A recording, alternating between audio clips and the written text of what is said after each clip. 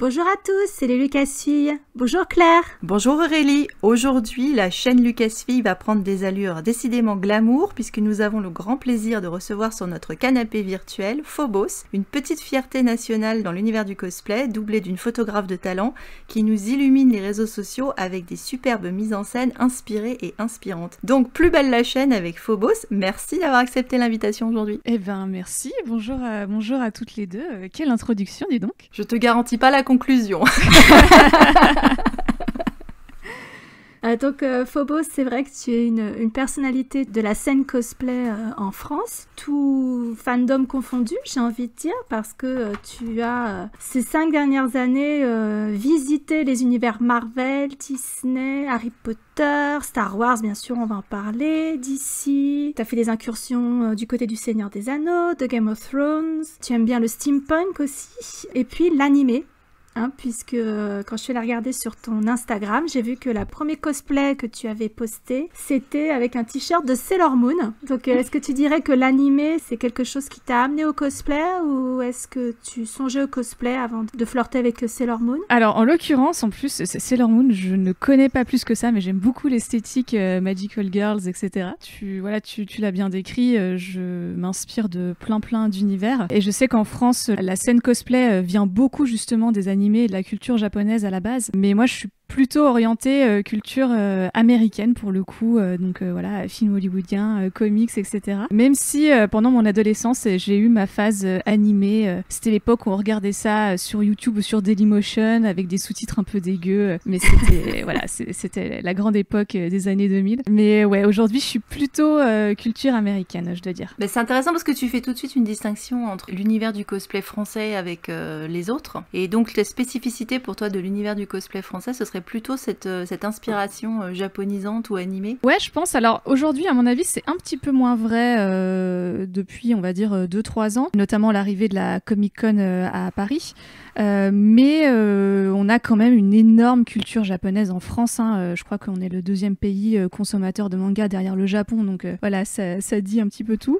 Et puis la tradition du cosplay à la française vient quand même vachement de la Japan Expo, de Paris Manga. Enfin voilà, c'est vraiment les plus grosses conventions qui sont là depuis des années et des années et qui sont vraiment axées sur la culture japonaise. Même si, comme je le disais, je pense que l'arrivée, la renaissance de grosses franchises comme Star Wars et puis les films Marvel et puis aussi la culture Netflix qui s'est imposée vraiment sur ces 3 dernières années, fait que la scène cosplay française commence quand même à se rééquilibrer un petit peu plus entre la culture Jap et la culture américaine. D'ailleurs, pour le Paris Comic Con 2016, tu étais déguisée en Daenerys Targaryen. Tout à fait. Donc voilà, ça montre bien effectivement ce que tu viens d'expliquer. Moi, j'avais connu la Japanime il y a très très longtemps. La Japan Expo, à l'époque, on squattait un lycée ou une école de graphisme vers la porte d'Ivry.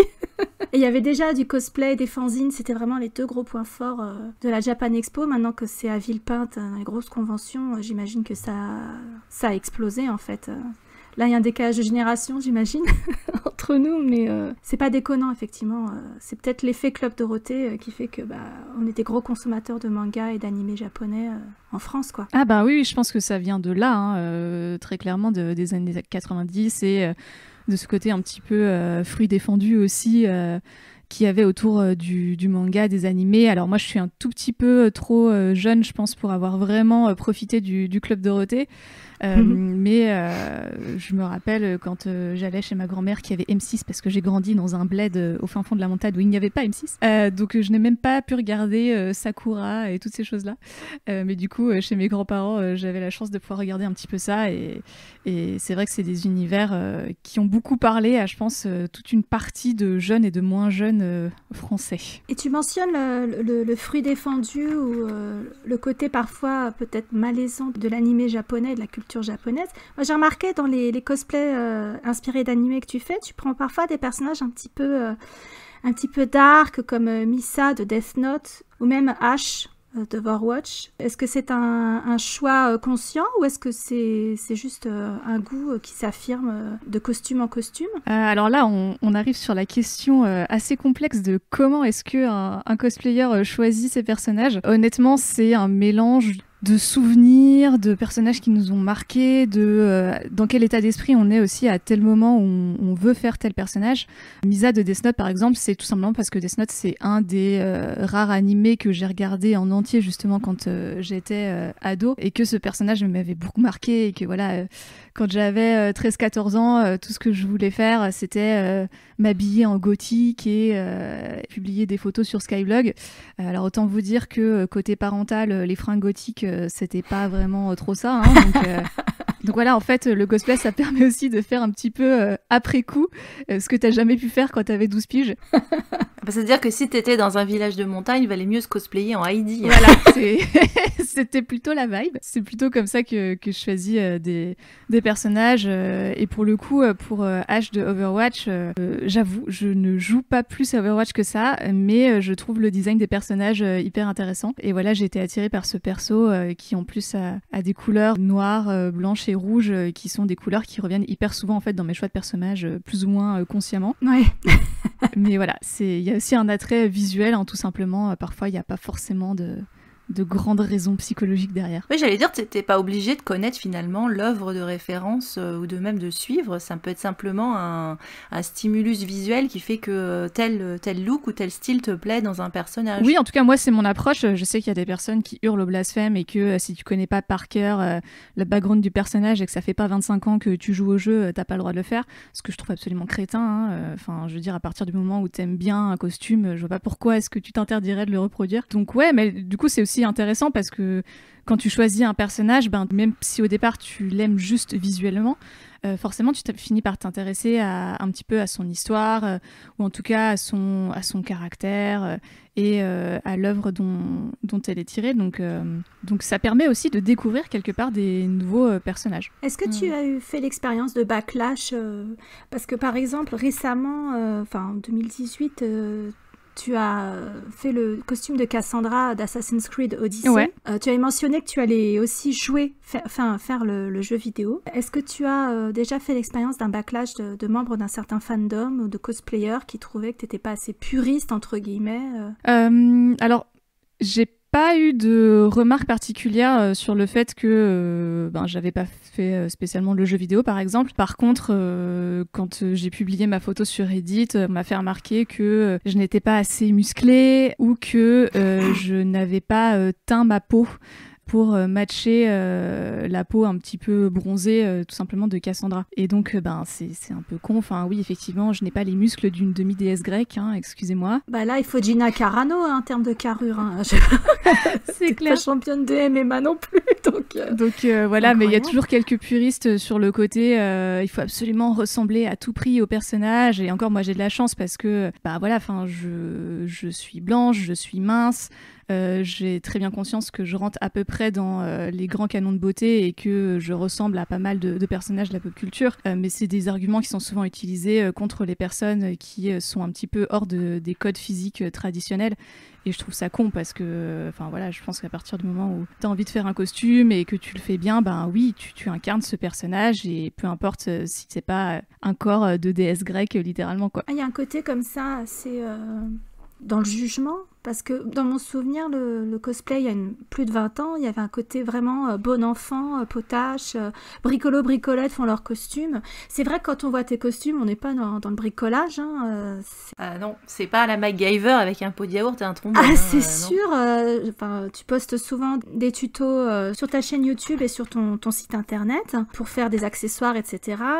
Je vois que tu es tout le temps à ta machine à coudre. Tu fais toi-même les patrons. Notamment, j'ai été très impressionnée quand tu as fait le costume de Glaceon de Pokémon. Ce talent pour la couture, c'est quelque chose que tu as développé parce que tu avais envie de faire du cosplay, ou est-ce que tu avais appris la couture et ça t'a aidé à te lancer dans le cosplay? Alors c'est très très gentil de me dire tout ça, mais en fait l'envers du décor, c'est qu'il y a beaucoup de bricolage pour le coup et que sur certains costumes on n'est pas loin du pot de yaourt, et donc oui, non, en fait je suis pas spécialement quelqu'un de hyper doué de mes mains, et je ne connaissais absolument rien à la couture quand j'ai décidé de me lancer dans le cosplay. Et en fait, c'est juste que j'ai eu la chance d'hériter une machine à coudre de ma grand-mère qui, elle, était plutôt bonne couturière, mais qui n'a malheureusement jamais eu le temps de m'apprendre vraiment à coudre. Et je me suis retrouvée littéralement comme une poule devant un couteau, assise devant cette machine à coudre, que je ne savais même pas comment mettre un fil dans la machine. Donc c'est là où on remercie la magie de YouTube et tous les gens qui sont passés avant moi et qui ont bien voulu faire des petits tutos. Et donc c'est comme ça que j'ai appris à coudre littéralement en regardant des trucs sur YouTube, en cherchant des tutoriels sur des blogs. Et finalement aujourd'hui il y a beaucoup de ressources en ligne. C'est comme ça que j'ai appris à tricoter, ouais. Bah ouais, on peut apprendre énormément de choses et en fait c'est valable pour tous les aspects du cosplay. Hein. Et pour le côté patron, en fait, effectivement ça m'arrive de faire moi-même mes patrons, mais encore une fois ça reste un peu du bricolage, genre il y a une fringue que j'ai déjà et qui ressemble un petit peu à celle que je veux faire. Et du coup, je vais essayer de reproduire comment cette fringue est foutue. Mais bon, on va pas se mentir, la plupart des costumes sur les photos, ça rend hyper bien, mais il faut pas se pencher trop dessus, hein, parce que c'est vrai pour pas mal de cosplayers. Hein, c'est aussi l'art le cosplay, c'est aussi l'art de camoufler et de ne montrer que ce qu'on veut bien montrer. Parce que... Ah, mais comme dans les vitrines des magasins où dans le dos, t'as des pinces à linge. Eh ben, c'est à peu près ça. Voilà. Dans le dos, il y a souvent quelques épingles à nourrice, parfois même du scotch qui se balade pour faire tenir tout ça. Ils font pareil sur les podiums, hein, finalement, ça reste de l'artisanat, quoi, on va dire. Mais oui, totalement. Et d'ailleurs, c'est des compétences qui sont assez recherchées parce que, notamment, une cosplayeuse américaine les plus connues qui s'appelle Riddle, en fait, elle a fini costumière sur les films Marvel. Notamment parce que elle a ces compétences-là, en fait, hein, de cacher, de rafistoler des costumes avec 3 bouts de ficelle, et que, en fait, c'est aussi recherché jusque dans les plus hautes sphères des productions hollywoodiennes. Ah, c'est génial. Est-ce que ce serait un destin qui te tenterait finalement ? Ah là là, écoute, oui, hein, pourquoi pas, hein, si Hollywood veut m'appeler, je suis dispo. Mais non, plus sérieusement, effectivement, j'ai toujours été un peu attirée par le monde du cinéma. Déjà, quand j'étais ado, je faisais des petits fan-films et tout. J'ai fait un petit fan-film Pirates des Caraïbes quand j'avais 17-18 ans. Et à la sortie de mon bac, je me suis sérieusement posé la question d'aller faire une école de maquillage pour faire des maquillages effets spéciaux. Bon, ça, c'est pas du tout fait parce que, encore une fois, l'autorité parentale a dit non, t'as fait un bac S, tu vas d'abord faire un vrai métier. Et puis aujourd'hui, je suis bien contente de faire ça sur mon temps de loisir, mais je sais pas si professionnellement, ça serait un truc qui me tenterait parce que mine de rien, ce sont des métiers qui sont très durs, qui demandent beaucoup de travail et voilà, c'est pas aussi simple que ça peut en avoir l'air. Et comment tu trouves le temps de faire tous ces costumes parce que t'as commencé, donc t'étais encore étudiante. Ouais. T'as continué dans la vie active, ça doit occuper une bonne partie de ton temps personnel en fait. Plus les déplacements en convention, plus les déplacements pour les photoshoots dans la neige, dans l'eau glacée, etc. Regarde les photos, on a mal pour toi, tu te dis voilà. Bah ouais, c'est quelque chose qui prend beaucoup de temps, mais bon, c'est mon loisir principal, on va dire, au même titre que, je sais pas, il y a des gens qui font du yoga 4 fois par semaine, quoi, donc là, c'est un peu ça, et c'est vrai que ça me prend beaucoup de temps, et que moi, ça me fait plaisir, c'est quelque chose qui me permet aussi de me relaxer, de rencontrer des gens. Il y a une partie de ma vie sociale qui s'axe aussi autour de ça, donc voilà, puis j'ai la chance aussi d'avoir un compagnon qui a bien voulu me suivre un petit peu dans ce délire et qui est aussi actif dans tout le fandom pop culture, qui va souvent en convention, donc voilà, on va dire que tout ça s'aligne bien, mais effectivement, c'est un investissement aussi bien en termes de temps qu'un investissement financier aussi, et que je continue à faire avec grand plaisir. Même si ça m'est arrivé parfois de frôler le burn-out pour finir un costume, notamment celui de Cassandra. Professionnellement, j'ai un métier qui est quand même assez prenant, et du coup, je me faisais mes petites journées de 10 heures au taf, je rentrais chez moi, et je repassais 4 heures sur mon costume. Donc j'ai fait ça pendant quasiment 1 mois, et autant vous dire qu'à la fin, j'étais bien cramé et que voilà, je ne conseille pas de le refaire chez soi. Mais oui, c'est une passion qui prend du temps et qui prend de la place aussi. Hein, parce que ah oui. Oui, après, il faut les stocker. En vivant dans un petit appart parisien, autant vous dire que voilà, là j'ai atteint un stade où je me pose la question de comment est-ce que je vais faire si je veux faire plus de costumes, parce que je n'ai plus la place pour les stocker.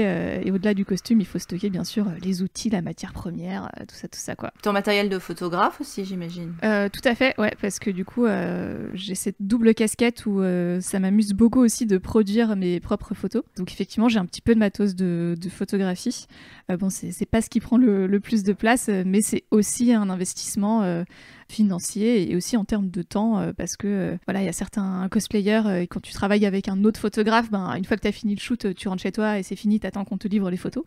Tandis que là, une fois que j'ai fini mon shoot, non, c'est à moi de trier toutes les photos, de les retoucher et de faire en sorte que ce soit publiable. Donc, mais je m'amuse beaucoup, hein. Enfin, je ferais pas ça si ça me plaisait pas. Mais justement, par rapport au stockage des accessoires, j'ai vu que parfois tu t'appuyais aussi sur la communauté, c'est-à-dire sur le réseautage.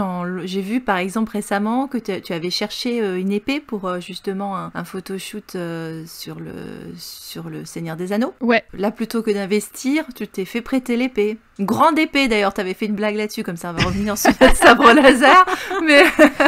Effectivement, c'est une très grande épée. Je ne m'attendais pas à ce que cette épée soit aussi grande. Pour les gens qui nous écoutent, c'est l'épée d'Aragorn dans le Seigneur des Anneaux et la réplique officielle est quasiment aussi grande que moi. Que ouais, non, effectivement, parfois...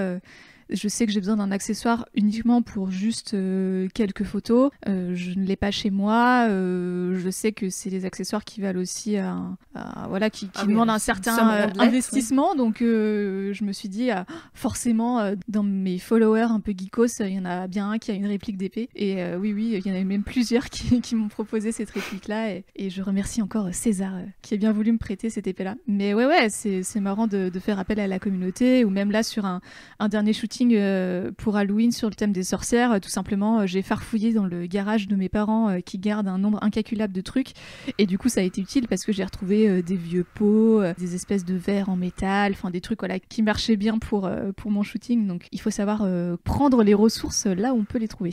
Elles sont très belles d'ailleurs tes photos en ce moment sur le thème d'Halloween des sorcières. Merci beaucoup. C'est une belle série. Mais d'ailleurs souvent tes photos elles font très très pro et quand tu fais un shooting en extérieur, tu te déplaces exprès pour le shooting ou c'est l'occasion qui crée le larron ou un mix des deux? C'est un peu les deux. En général, ça se planifie quand même un minimum. Après, du coup, je vais essayer de trouver des endroits qui sont pas trop loin de chez moi. En général, quand je me déplace vraiment, c'est tout simplement quand je retourne chez mes parents justement qui habitent à la montagne. Et forcément, autour, il y a des décors naturels qui sont absolument incroyables. C'est là où j'ai fait mon shooting récent de sorcières dans une forêt juste à côté de chez eux. J'avais fait le shooting Ariel justement dans un lac de montagne. C'est un petit peu le fait de connaître des lieux à droite à gauche et on se dit j'ai trop envie de shooter là et en fait ça devient une déformation professionnelle maintenant. Dès que je me balade, que ce soit en ville ou je sais pas, quand je vais dans ma belle famille par exemple et qu'on fait des petites randonnées autour de la maison, je me dis tel endroit c'est vraiment super beau et parfois je reviens faire un shooting littéralement des années après mais j'avais toujours ce lieu en tête et je m'étais dit qu'un jour je ferai des photos là. Cette passion du cosplay, c'est vraiment, finalement, ça transparaît dans plein d'autres aspects de ta vie. C'est intégré dans ta vie, quoi, à tous les niveaux. Ouais, en fait, aujourd'hui, ça fait vraiment partie de ma routine de vie. Enfin, je sais pas comment le dire autrement, mais du coup, je fais du cosplay depuis 2013. Je fais sérieusement de la photo depuis à peu près la même période. Donc forcément, comme je le disais, c'est un loisir qui me prend beaucoup de temps et qui finalement s'entrelace aussi avec d'autres aspects de ma vie, parce que par exemple le fait que je fasse de la photo, c'est une compétence que j'ai pu utiliser dans ma vie professionnelle aussi pour couvrir des événements pro, etc. et pour aider le service com de ma boîte tout simplement. Donc c'est aussi des compétences en fait qui finissent par se déverser dans d'autres facettes de ma vie, quoi. Ouais. Et c'est ça qui est hyper intéressant. La photographie, du coup, ça a été un bienfait collatéral de ton activité de cosplayeuse, en fait. Parce que ça a été un moyen, j'imagine, de pouvoir promouvoir ce que tu faisais, ton travail. Ouais, tout simplement. Après, c'est aussi un médium qui m'intéresse depuis assez longtemps. Enfin, comme je le mentionnais, déjà, quand j'étais ado, au collège-lycée, je faisais des petits fan-films avec des potes et je faisais déjà un petit peu de la photo aussi. Puis après, en classe prépa, juste après mon bac, j'ai passé un été à travailler pour pouvoir me payer mon premier réflexe. Et à partir de ce moment-là, j'ai commencé à faire pas mal de photos. Donc maintenant, ça fait plus de 10 ans. Et tu as été amenée à rencontrer et à travailler aussi avec d'autres photographes qui te prennent en photo, par exemple Christophe-Marc Pérez ou Nicolas Meunier, ou aussi plus récemment Christophe Lablancherie. Ce sont des rencontres qui se sont faites via justement ta passion du cosplay ou ou le fait d'aller à des conventions, ou est-ce que ça s'est fait par un autre truchement? Non, c'est totalement via le cosplay. En fait, c'est soit des personnes que je vais rencontrer en convention, ou tout simplement des personnes que je vais rencontrer dans la communauté en ligne, quoi, parce qu'on va avoir des connaissances en commun, ou tout simplement parce que je vais tomber un peu par hasard sur leur travail sur Instagram et que je vais beaucoup aimer ce qu'ils font. Après, moi, je sais que je shoot en fait très rarement avec des photographes externes pour plusieurs raisons. Enfin, j'aime beaucoup avoir beaucoup de contrôle en fait sur ce que je fais et sur les images que je produis, donc le meilleur moyen d'avoir ce contrôle-là ultime, c'est tout simplement de produire moi-même mes images. Et puis après, malheureusement, dans la communauté cosplay et dans la communauté, on va dire, des modèles de manière générale, il y a aussi son lot de mecs un petit peu relous photographes, donc il faut savoir faire le tri. Et ouais, récemment, j'ai eu 2-3 belles rencontres de photographes, notamment Michel Takuma, avec qui j'ai shooté mon shooting Halloween de l'année dernière, et qui a été assistant aussi sur le shoot elfique plus récemment. Et puis aussi des photographes femmes comme Sandy, justement, avec qui j'ai fait mon shoot elfique, qui est une super photographe en fait, dont j'admirais le travail depuis des années sur Instagram, sur Facebook. Et puis j'ai fini par passer le pas. Là, c'est moi qui suis allée lui demander en fait un shoot. Mais c'est aussi l'inverse. Parfois, c'est tout simplement des photographes qui viennent me proposer un projet. C'était le cas avec Michel l'année dernière. Et quand j'aime bien leur travail, j'aime bien le projet qu'ils me proposent, et ben du coup, je me dis on y va. Mais c'est bien que tu aies mentionné la question du contrôle par rapport à ton image et la représentation des personnages. C'était une question qui était importante et qu'on pensait te poser évidemment aujourd'hui. Tu fais des shootings avec des personnages qui sont sexy, qui sont beaux, mais c'est pas une sexualisation des personnages. Est-ce que justement c'est parce que tu as un regard féminin là-dessus qui fait que tu vas les mettre complètement différemment en scène? Est-ce que tu penses que la mise en scène, du coup, ce que tu fais là, c'est par rapport justement à contrôler la manière dont le personnage est présenté pour pas qu'il soit, qu'il devienne juste un pur objet de désir, ou est-ce que c'est quelque chose qui est important pour toi ou pas du tout? En fait, ça dépend, pour moi, ça dépend un peu des personnages et ça dépend de mon état d'esprit, des images que j'ai envie de produire.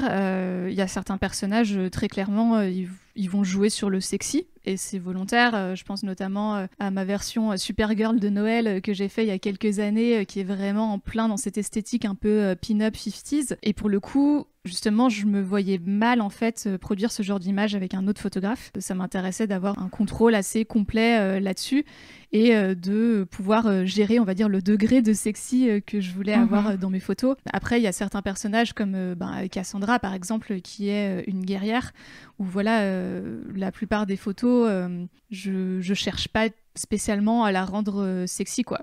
Je vais essayer plutôt d'avoir des poses un petit peu plus fortes, ou voire même des poses d'attaque. Alors c'est un peu compliqué parce que je suis pas forcément une super actrice et que j'ai pas une condition physique d'athlète, donc parfois j'arrive pas forcément au résultat que j'aimerais. J'ai pas du tout de problème avec le fait de faire des photos un petit peu plus sexy, notamment sur Star Wars pour le coup, par exemple.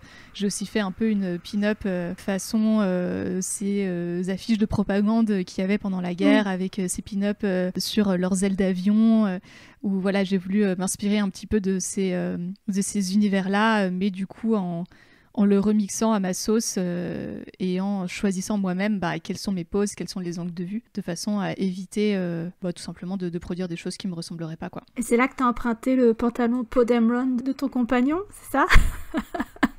C'est l'impression que j'avais en tout cas. Alors en l'occurrence, non, c'est une deuxième combi que j'ai acheté et totalement altérée. Par contre, je n'ai pas fait le petit gilet, j'ai que la combi, donc je n'ai pas de gilet à ma taille, le gilet blanc là qu'ils ont par-dessus. Mais peut-être qu'un jour j'aurai la foi d'en coudre un deuxième, parce que c'est moi qui avais cousu celui de mon copain et c'était déjà bien galère, donc très honnêtement j'avais la flemme d'en faire un deuxième.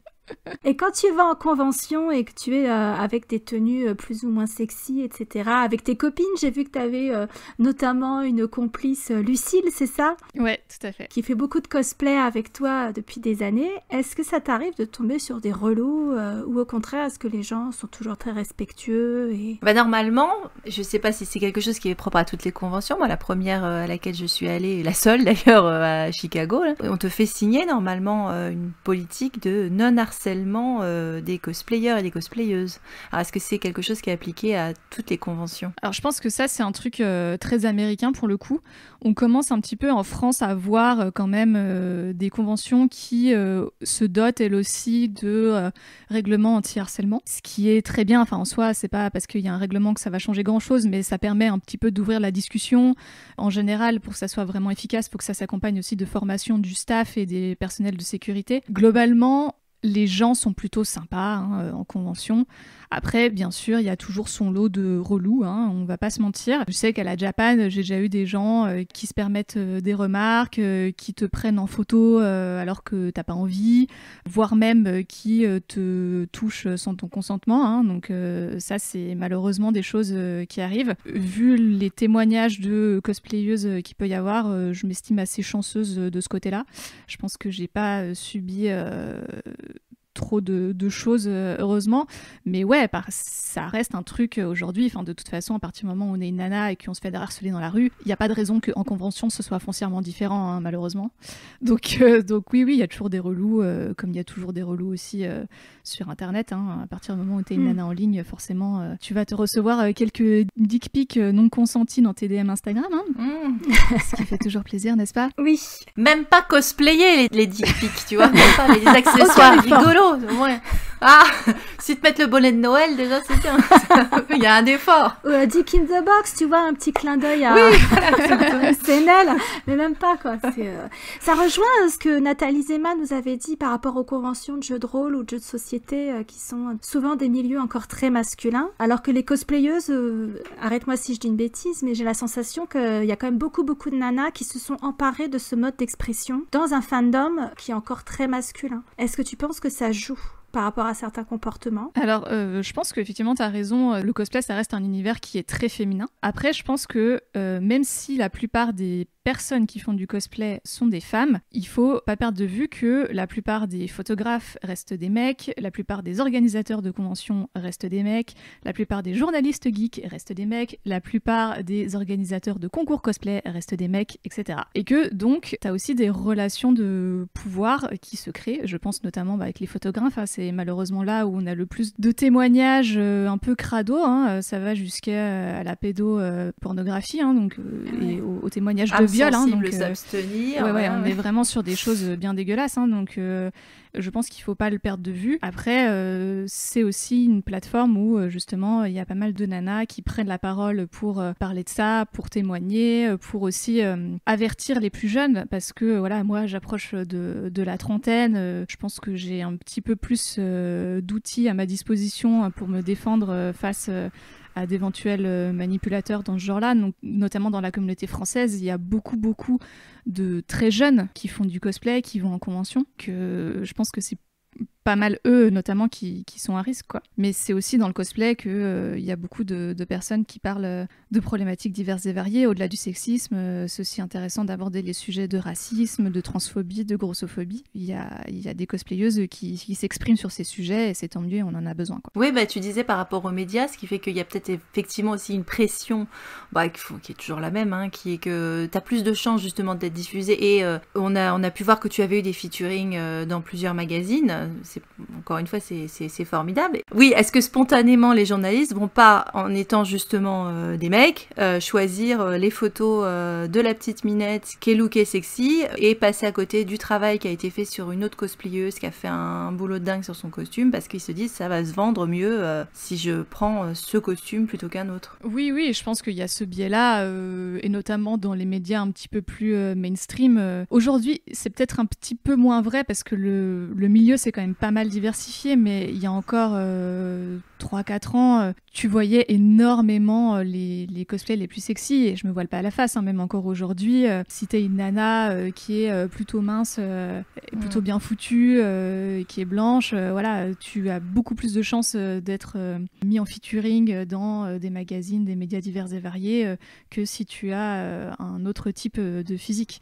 Et c'est bien dommage. Après, il y a aussi des magazines, notamment je pense à Cosplay Realm, qui est un magazine qui est dirigé par une nana, qui permet, je pense, d'apporter un petit peu plus de diversité. Et on a aussi de plus en plus les cosplayers tout simplement qui partagent le travail de leurs collègues, des gens qu'ils aiment bien. Il y a tout un mouvement aussi pour partager les cosplayers noirs qui sont encore malheureusement extrêmement victimes de racisme dans la communauté. Donc il y a des choses qui changent, il y a des choses qui permettent de faire évoluer tout ça, mais bon, c'est un combat de tous les instants.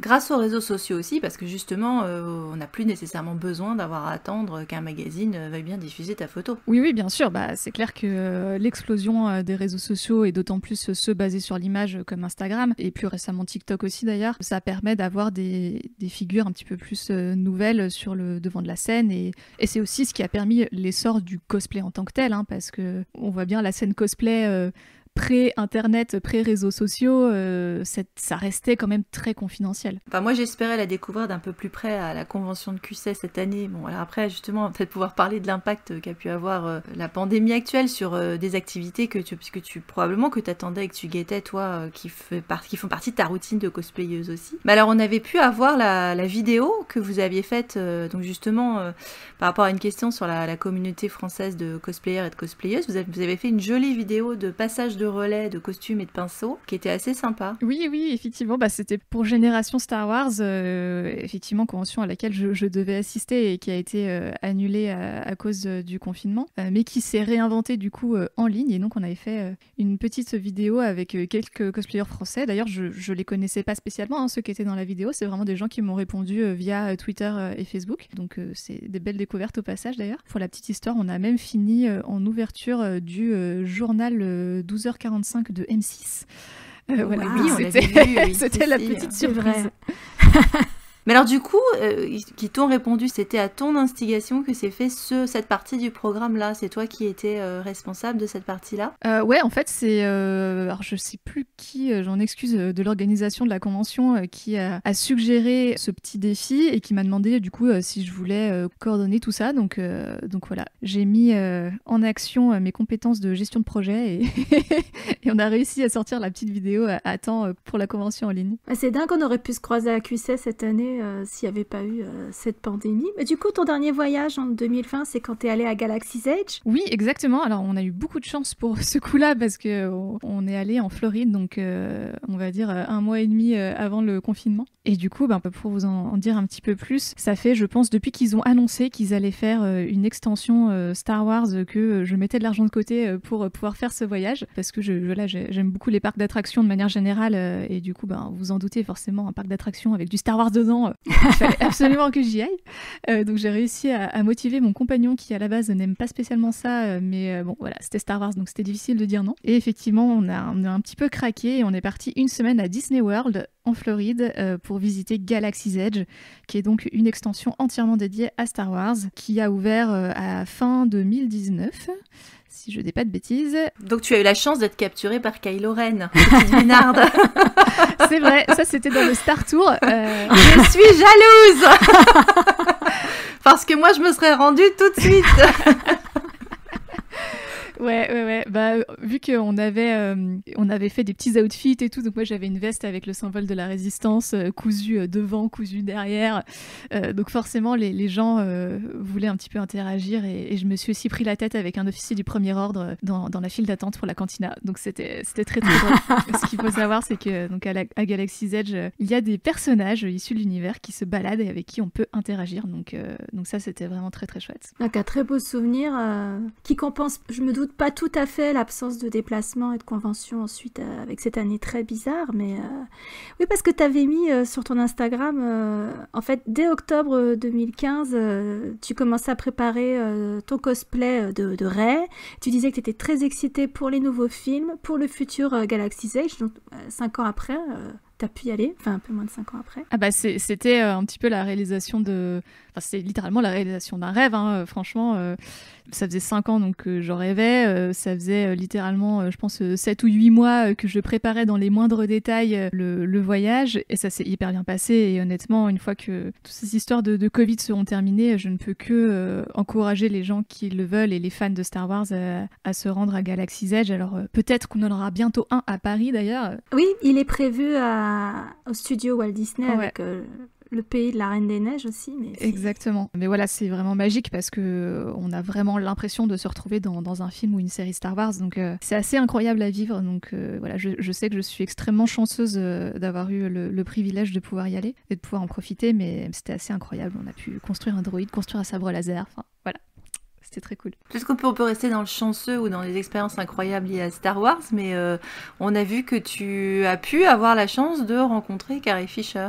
Effectivement, j'ai eu la chance de rencontrer Carrie Fisher en 2016. Donc, en plus, c'était vraiment quelques mois avant son décès. C'était à la convention Star Wars de Londres, qui est la convention officielle Lucasfilm qui avait lieu donc en Europe cette année-là. Et ouais, on avait pris un petit Airbnb pour aller suivre toute cette convention et c'était assez incroyable parce que voilà, on a vu plein d'acteurs de loin sur scène et tout durant les conférences et j'avais également réservé une photo avec Carrie Fisher. Donc j'y suis allée déguisée. T'avais cassé la tirelire. Ouais, oui, alors pour le coup, effectivement, c'est casser la tirelire, le PEL, tout ce qu'on veut.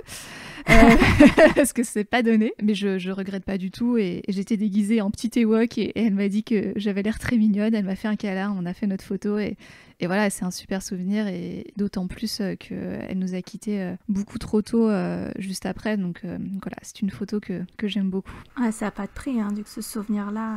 Oui, t'as complètement oublié le fait d'avoir soldé ton PEL, quoi. Oui, c'est clair. Je pense que j'aurais regretté si je l'avais pas pris. Et j'ai vu aussi qu'à Celebration 2016, t'avais pu avoir une place pour le panel Rogue One. Ouais, tout à fait. Oui, donc pour ceux qui connaissent pas trop le principe de comment ça fonctionne, en fait, il y a plusieurs conférences qui ont lieu tout au long de la convention. Sauf que pour avoir des places pour ces conférences-là, il faut se lever très tôt car elles sont distribuées à partir de 6h du matin et on peut faire la queue avant 6h du matin. Donc nous, ce qu'on faisait, c'est qu'on se levait à 4h du matin.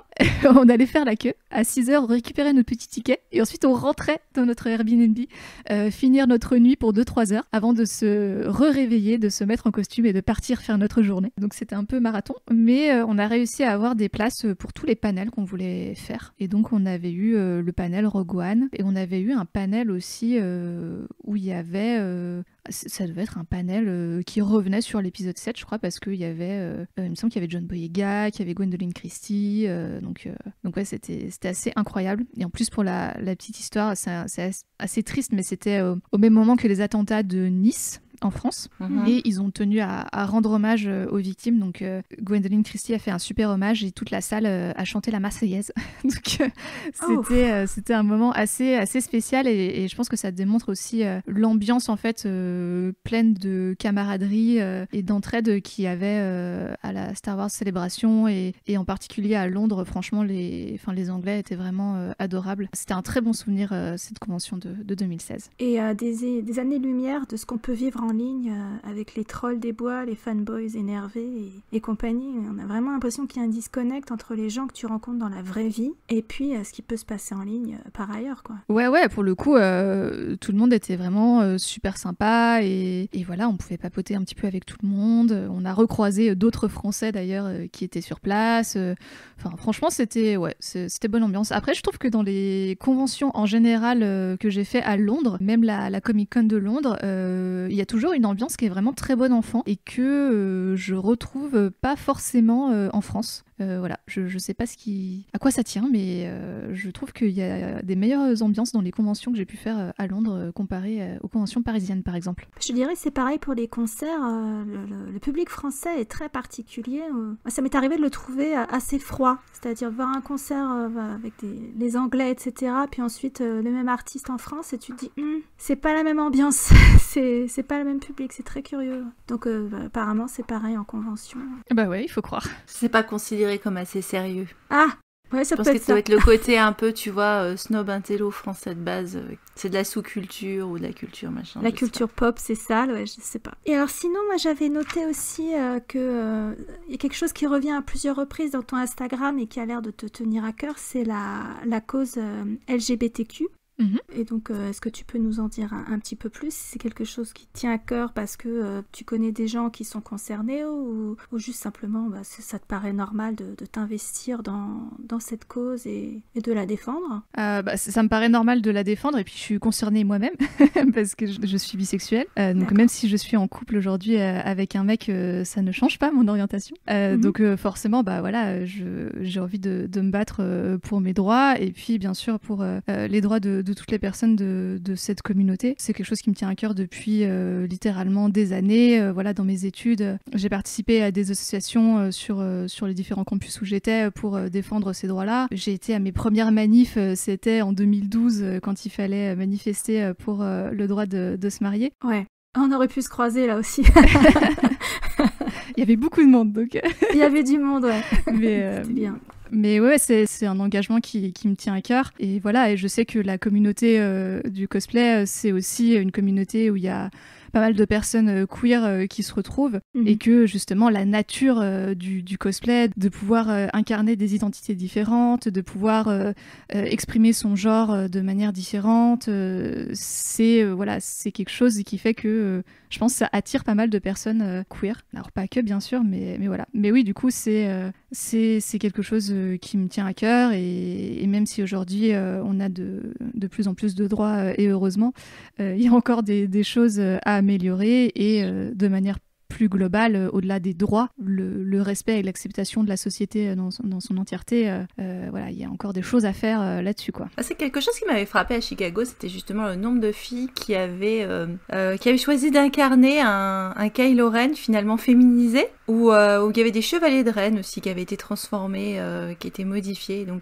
on avait des couples Kylo Ren avec 2 filles, enfin c'était vraiment, ça m'avait frappé comment beaucoup de filles s'étaient appropriées des personnages justement masculins et les avaient retransformés. Mais t'as fait un Kylo Ren fille d'ailleurs, toi Moi? Non, pas toi. Ah, non, tu m'as fait peur. Tu pourrais. Je me suis dit, attends, mais dans quelle réalité alternative est-ce que j'ai fait ça? Ah, tu as fait un Kylo Ren fille, Phobos, donc. Oui, j'avais fait une petite tenue Kylo Ren, justement, pour la Star Wars Célébration en 2016. Alors, c'est plus une tenue inspirée d'eux qu'un vrai costume. Mais effectivement, c'est des trucs que j'aime beaucoup dans le cosplay, que ce soit moi-même, justement, pour explorer des personnages masculins, ou même de voir la manière dont pas mal de gens se réapproprient des personnages. Et notamment, la culture pop, c'est quand même une culture où il y a beaucoup de personnages masculins. Je veux dire, quand on regarde les statistiques sur les films hollywoodiens, par exemple, il y a plus de personnages masculins principaux que féminins. Et je pense que c'est une manière pour pas mal de nanas de se réapproprier ces personnages-là. Et ça donne toujours des costumes assez marrants à voir. Et d'ailleurs, tu parles de ça, le fait qu'il y a quand même plus de héros ou de personnages masculins dans les médias occidentaux, mais pas que. En 2015, tu avais participé au flash mob hashtag We Want Widow pour que Black Widow ait enfin son stand-alone ou son origin story. Qu'est-ce que tu penses des délais qui viennent d'être encore prolongés avant la sortie du film ? Tu dois être déçue, non? Oui. En l'occurrence, j'avoue que j'ai pas été 100% séduite par la bande-annonce du film Black Widow. J'aurais quand même bien aimé aller le voir au cinéma. Donc là, pour l'instant, c'est un peu râpé pour le moment. Faut attendre l'an prochain, maintenant. Tout a été repoussé. Comme le Wonder Woman 1984, apparemment. Effectivement, qui a été repoussé aussi. Et Dune. Aussi, beaucoup, je crois. Ouais, c'est tous les films de cette année, de toute façon, ont été repoussés d'une manière ou d'une autre, ou relégués sur Disney+, au choix. Mais du coup, oui, on voit bien dans le décalage Marvel comme DC Comics, d'ailleurs, ils ont mis beaucoup de temps à sortir des films avec des super héroïnes en tête d'affiche, alors que ça faisait des années et des années qu'on avait le droit à plein de héros masculins. Et c'est pas pour dire que ces héros-là, ils sont pas bien ou qu'ils sont pas intéressants, mais c'est juste que la représentation, ça compte. Et en plus, on a des décennies d'histoires de comics avec des héroïnes intéressantes, donc autant les mettre en avant, quoi. Mais d'ailleurs, Nathalie Portman va interpréter un Thor au féminin conformément à certaines versions du comics. Toi, tu avais fait un photoshoot de Thor dans la neige en 2015. Ouais. C'était dans la montagne près de chez tes parents, là aussi ou Exactement. Et j'avais très pareil, froid. On avait mal pour toi. cahier. Mais ouais, mais d'ailleurs, c'est un des premiers gros costumes que j'ai fait, je crois, ce costume de Thor, que j'ai fait assez rapidement après la sortie des premières images de cette version-là du personnage. Et pour la petite anecdote, je l'avais porté en convention. Alors, je crois que c'était la PCE 2015, 14, un truc comme ça. Et donc, c'était encore en plein dans l'espèce de polémique qu'il y avait autour du fait que, oh là là, Thor, maintenant, c'est une meuf. Et du coup, il y avait des mecs qui étaient venus me voir en mode... du coup, t'es la Thor version meuf, franchement, moi j'aime pas, c'est trop nul. Et vas-y, est-ce que je peux prendre une photo avec toi pour envoyer à mon pote, comme ça va le faire chier parce qu'il aime pas ce personnage. J'étais là, waouh. C'est bien, hein. C'est ce qu'on appelle la diplomatie. Ou la dissonance cognitive, là, parce que, Thor fille, c'est Si, nul, oui. mais je voudrais bien te prendre en photo parce que t'es une bombasse. Ok. Non, mais c'était aussi, il avait dit elle disait pour envoyer à ses copains pour dire, alors, Ouais, Ouais, c'est pour clair, mettre un ça, tacle, donc, c'est incroyable, quand même. Ouais, donc T'as non, dit il y a- oui, bien sûr. Il y en a qui ne manquent pas d'air, n'est-ce pas? Enfin, moi, j'ai hâte de voir ce que Nathalie Portman va faire avec ce personnage. En plus, c'est une bonne actrice, donc voilà, j'ai hâte de voir comment ils vont l'explorer. Ça va nous emmener sur un segue par rapport à Star Wars. Mais alors avant, je voudrais te demander, est-ce qu'il y a des personnages justement qui sont populaires en général dans la pop culture que tu refuserais absolument d'incarner? Alors là, comme ça, je ne pense pas. Après, il y a des versions. Par exemple, je sais que j'aime bien le personnage de Harley Quinn, mais que j'ai beaucoup de mal avec son costume et ce qu'ils en ont fait dans Suicide Squad. C'est pas une version qui, moi, m'intéresse d'incarner. Après, là, je trouve que ce qu'ils ont fait dans Birds of Prey et ce qu'ils sont en train de faire dans Suicide Squad 2, ça m'a l'air beaucoup plus intéressant. Donc, pourquoi pas incarner des versions de ce personnage-là. Mais voilà, c'est plus sur... un costume, on va dire, qu'un personnage. Ce que tu dis, ça confirme ce qui s'est beaucoup retrouvé justement sur le personnage d'Harley Quinn, parce que je crois que, bon, outre le fait que ça avait été réalisé par une femme, etc., je crois que la costumière, elle avait justement conçu les costumes des filles dans Birds of Prey en pensant justement aux cosplayeuses. C'était un hommage aux cosplayeuses, en faisant en sorte que les costumes soient tous bricolés avec différentes matières. Enfin, on voit bien son top, là, son boléro avec ses franges, là, on voit que ça a été fabriqué, refait derrière, et c'est vrai que le regard était complètement différent. Ah bah oui, et dans cet opus, dans Birds of Prey, on sait que Margot Robbie, qui est aussi du coup à la production, a beaucoup travaillé avec la réalisatrice pour repenser un petit peu ses costumes.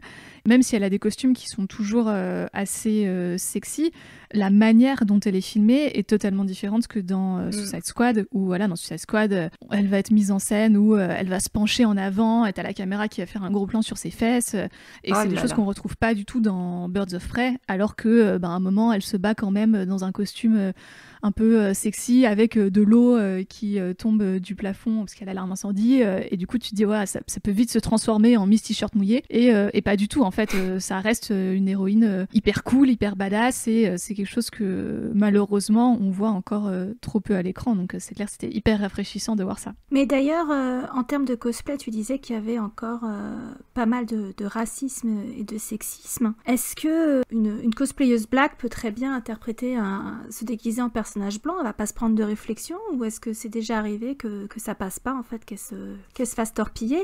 Et à contrario, est-ce que toi tu te verrais interpréter un personnage black comme, je sais pas, Domino, la super chanceuse copine de Deadpool, ou est-ce que tu aurais peur de te faire bâcher, accusée de whitewashing, comme ça peut être le cas par exemple de Scarlett Johansson quand elle interprétait le Major dans Ghost in the Shell? Alors, c'est des questions qui sont assez complexes.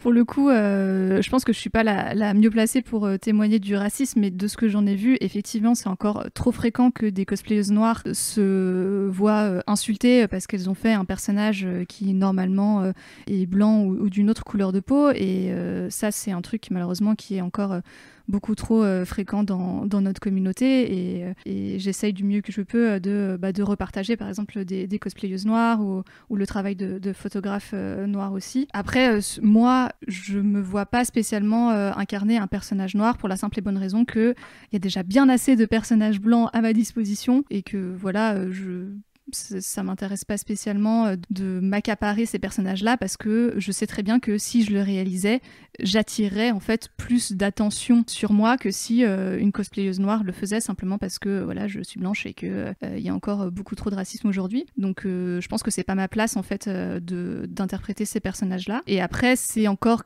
différent quand on parle de Scarlett Johansson, dans le sens où c'est une actrice hollywoodienne qui a quand même un petit peu plus de plateforme que moi et mes 1800 followers. Donc forcément, ça pose question, surtout quand on connaît l'histoire du cinéma hollywoodien qui représente dans son immense majorité des personnages blancs, et que quand il y a des personnages d'autres background ethnique, il est malheureusement trop fréquent effectivement qu'il soit interprété par des acteurs ou des actrices blanches, et ça c'est problématique, parce que toutes ces personnes non blanches sont déjà bien assez peu représentées, et je trouve ça vraiment dommage, et ça a des vraies conséquences de confier ces rôles-là à des acteurs blancs, quoi. Après il y a la question de l'appropriation culturelle, pour le fait aussi qu'après tout ça faisait partie de la culture japonaise, et qu'ils savaient très bien le faire tout seuls, et que pourquoi pas regarder les films tels qu'ils ont été conçus par leurs créateurs, plutôt que de faire leur version remake, leur ressucée hollywoodienne, qui souvent est quand même pas terrible, hein. Quand ils font des remakes derrière, c'est souvent appauvri. Bon, nous ils ont généralement piqué que des grosses comédies franchouillardes, oui, donc c'était pas très grave. Mais bon, ils les faisaient quand même moins bien quand ils les reprenaient derrière. Après, je te dirais que les dernières en date, que ce soit Ghost in the Shell ou Alita pour Gunm en France, ils s'en sont pas trop mal tirés sur le parcours des ruines, etc. Mais c'est vrai qu'ils auraient pu prendre des acteurs asiatiques, ça n'aurait pas gêné. Mais je voudrais rebondir sur ce que tu as dit concernant la diversité et la représentation, parce que c'est vrai qu'avec la postlogie Star Wars, il y a eu quand même une levée de bouclier face à l'introduction de plus de diversité, un Stormtrooper Black, le personnage de Rose qui a pris tellement cher, plus de femmes au pouvoir. Ça a quand même soulevé beaucoup de questions, agité la toile, et puis ça fait ressortir un petit peu tous les diables des placards, quoi. Qu'est-ce que t'en penses ? Est-ce que c'est quelque chose que tu peux observer dans le cosplay, ou au contraire le cosplay avance dans une direction beaucoup plus saine que ce qu'on a pu observer dans le fandom Star Wars, en tout cas en ligne? En fait, je pense qu'on retrouve un petit peu tous les courants qu'on va trouver dans d'autres secteurs du fandom, hein. Moi, je suis la première très heureuse qu'il y ait plus de diversité dans les Star Wars, parce que voilà, c'est un univers que j'adore, mais j'en reconnais aussi ses limites et ses défauts. Et voilà, j'étais ravie notamment que Rey ait une grande place dans cette trilogie, et qu'on ait des personnages non blancs qui soient très importants, même si effectivement on a vu tout le racisme que ça a déclenché, et que voilà, il y a quand même une fin un peu... Le fait que Rose soit très peu présente dans le dernier opus, par exemple, c'est quand même hyper dommage et regrettable. Dans l'univers du cosplay, je pense que voilà, il y a aussi il y a les deux mouvements. Effectivement, ça a permis à beaucoup plus de personnes de se sentir représentées et de se lancer dans la création de costumes de l'univers, et ça c'est génial. Et dans le même temps, bien sûr que ça a aussi attiré certains commentaires racistes ou sexistes, et que ça fait chier. Je sais pas comment dire autrement. J'ai aussi l'impression que ça donne un petit peu plus de force à des voix qui jusqu'ici se faisaient pas forcément beaucoup entendre, et qui permet de faire un petit peu barrière, en tout cas de pousser contre toutes ces remarques racistes qu'on ne veut plus voir dans le fandom aujourd'hui, quoi. C'est vrai qu'en termes de cosplay, arrête-moi si je dis une bêtise, Claire, t'étais au dernier Celebration, mais on a vu d'un seul coup surgir, ou en tout cas obtenir une visibilité, un certain nombre de cosplayeuses asiatiques qui se sont emparées du personnage de Rose, qui est devenu un petit peu leur porte-drapeau quelque part, et ça avait beaucoup touché Kelly Marie Tran, qui en a croisé plusieurs, même le long des tapis rouges pour les avant-premières, etc. Et on se dit c'est dommage que 2 ans après on doive un pas en avant, un pas en arrière. C'est vraiment dommage pour toute la communauté asiatique, et en plus une femme asiatique, c'était d'autant plus fort, quoi. Bah oui, non, c'est clair que c'est hyper dommage.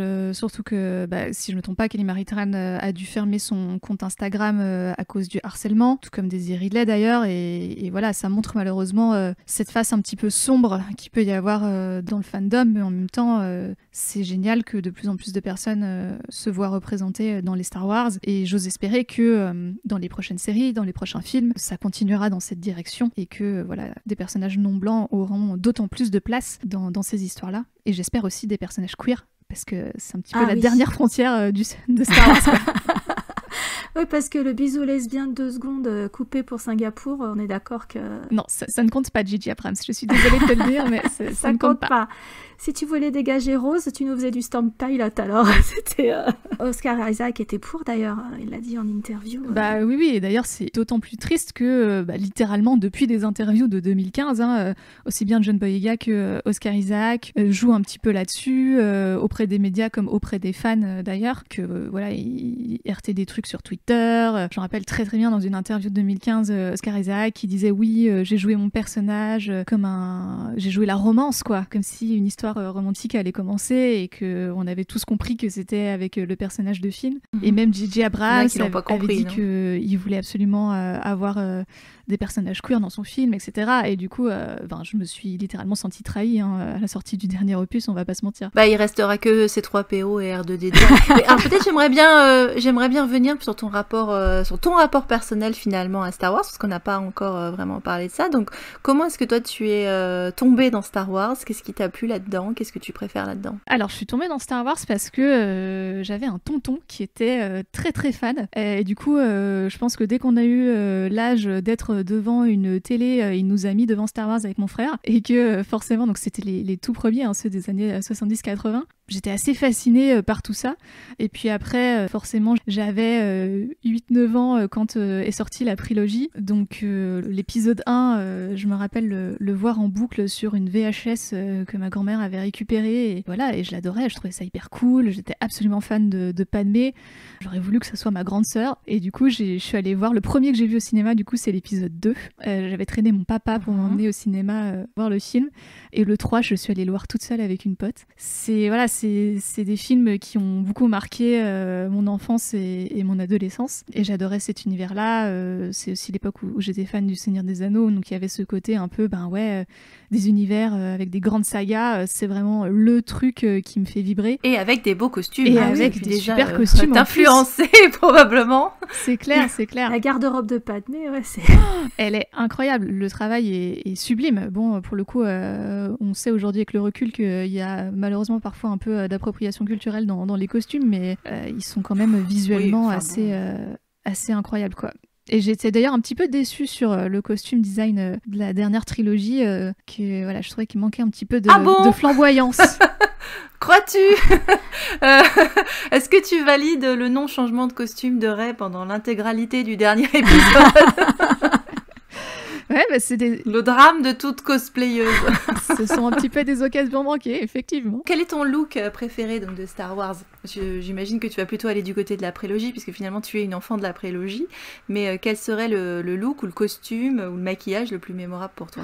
Ouais, je pense que très clairement c'est des tenues de Padmé, notamment cette tenue avec sa grande robe rouge et ses cheveux en arc de cercle là, avec le maquillage absolument iconique où elle a le visage qui est tout blanc avec juste ces 2 petits points rouges là sur les joues. Je pense que ça, c'est une image qui a marqué littéralement l'histoire du cinéma. En général, quand on parle de la prélogie de Star Wars, c'est genre la photo qui vient en tête. Mais toute sa garde-robe est absolument incroyable.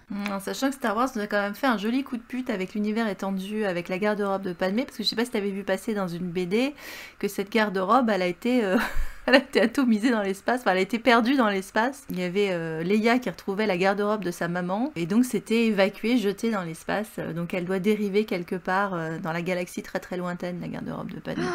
Non mais c'est clair que c'est trop dommage. Enfin je veux dire, si Kylo avait pu récupérer la garde-robe de sa grand-mère, genre il aurait une petite cape en velours rouge et tout, ça serait stylé. Leia se disait en regardant la garde-robe de sa mère, un jour peut-être je pourrais la donner à ma bru. Donc on aurait eu Rey dans des putains de robes, parce que c'est vrai que c'est quand même elle qui s'est fait avoir, de toutes les héroïnes Star Wars. Ah, c'est Cendrillon qui ira jamais au bal, oui, ça c'est sûr. Ouais, après son costume dit quelque chose d'elle, forcément. Ouais. Voilà, c'est un costume de scavenger, donc c'est un peu le truc fait de bouts de tissu, de briques et de broc. C'est vrai que je m'attendais à une évolution de son costume un petit peu plus marquée, quitte à pencher plutôt du côté des looks assez sobres de Luke, mais qui avait quand même eu une belle évolution de sa garde-robe à l'époque. Et c'est vrai que là, sur les costumes finales de l'épisode 9, bon, c'est c'est rien de marquant malheureusement quoi. Ah bah elle est pas passée de Pécor à Gucci elle, contrairement à Luc, c'est sûr que... Non. Ton ressenti général sur les costumes de la postlogie, justement, est-ce que tu as un ressenti particulier? Tu as incarné Rey, tu as fait un cosplay sur Rey. Je crois pas que tu aies fait d'autres... le Kylo, on en a parlé. Est-ce que tu as fait d'autres personnages de la postlo? Je crois pas, non? BB-8 Oui.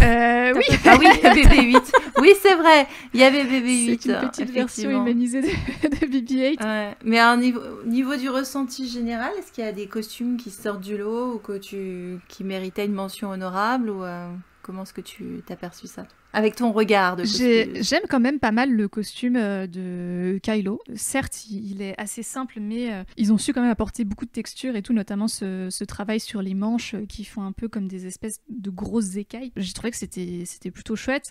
Après, tout simplement, le redesign des troopers, je trouve qu'il relève du génie. Il est vraiment hyper réussi. Enfin, je me rappelle dès les premières images qu'on avait eues, on arrive à reconnaître très bien le design et en même temps, il y a un côté moderne mis à jour. Apple, mais ça colle pour moi hyper bien avec ce que ça veut raconter sur le First Order et le fait que ce sont littéralement les néo-nazis de l'espace et que voilà, ça parle un petit peu de notre époque aussi. Mm-hmm. Et ça, j'ai trouvé ce design absolument incroyable, quoi. Et t'as pas flashé sur le costume d'Holdo? Tiens, ça c'est marrant. Si, alors je l'aime beaucoup aussi et j'aime bien le fait que en fait, son costume est presque un peu décalé, je trouve, par rapport au reste de l'univers.